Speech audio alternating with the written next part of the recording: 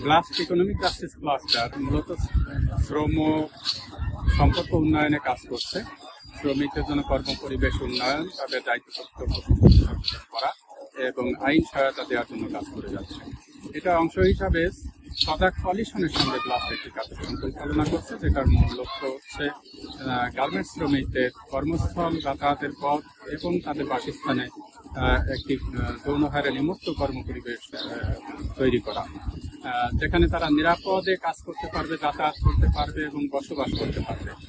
তো এই কার্যক্রমের একটি অংশ হচ্ছে legal aid camp. Legal aid camp শ্রমিকদের কমিউনিটিতে শ্রমিকদের এবং কমিউনিটির লোকজন এবং অন্যান্য লোকজনদের আসার একটা সুযোগ থাকে, যেখানে আইনজীবীদের সঙ্গে সরাসরি ইন্টারাকশনের মাধ্যমে তারা তাদের প্রয়োজনীয় তথ্যগুলো জেনে নিতে পারে, আইনি অধিকার, দায়িত্ব কর্তব্য সম্পর্কে তারা জেনে নিতে পারে এবং প্রয়োজন হলে তারা আইনি সহায়তার জন্য আবেদন করতে পারে।